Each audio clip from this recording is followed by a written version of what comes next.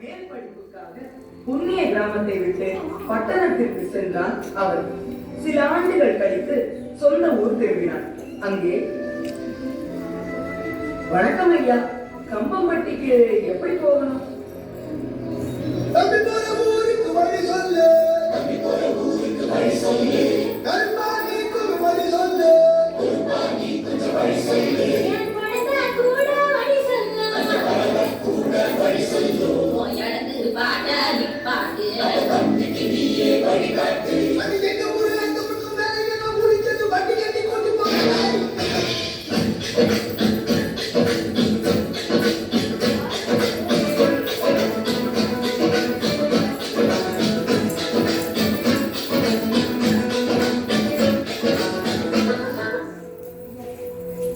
எப்பா, என்ன டான்ஸ்!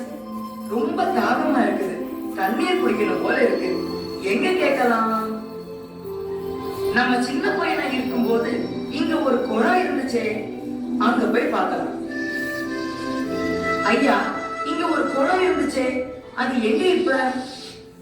அட நீ வேற, அதெல்லாம் முடித்தான் இந்த பெரிய பெரிய கட்டடம் எல்லாம் கட்டி இருக்காங்க.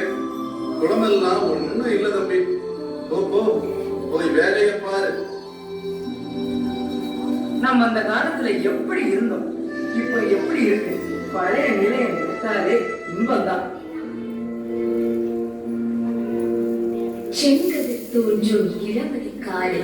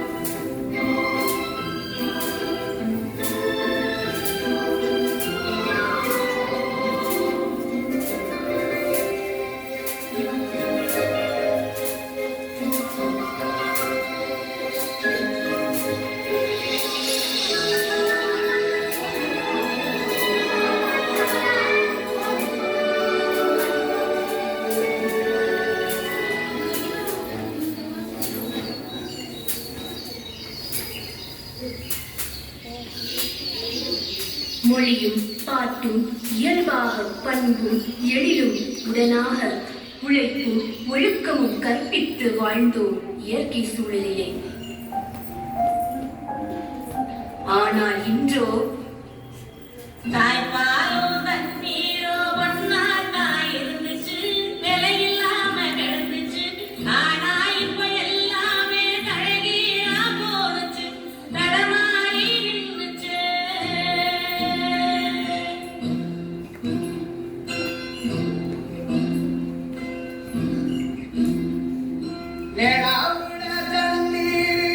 காது தேடுறோம்,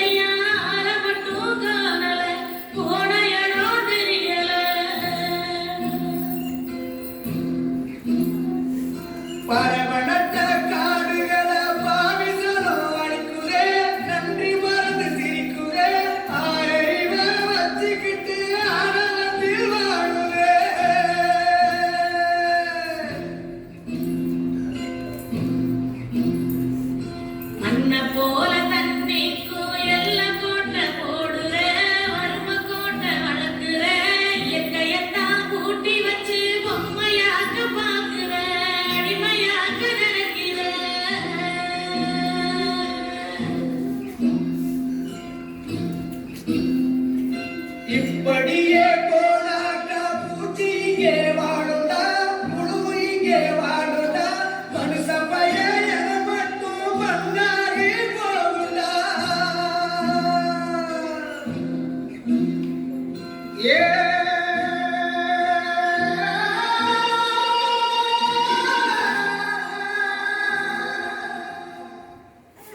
இந்த ஒரு நிலைமைதனை கனவிலும் நினையாமல் வாழ்ந்திடுவோம். இயற்கையை பேணிடுவோம். இனிதான வாழ்வை அடுத்த தலைமுறையினருக்கு பகிர்ந்திடுவோம்.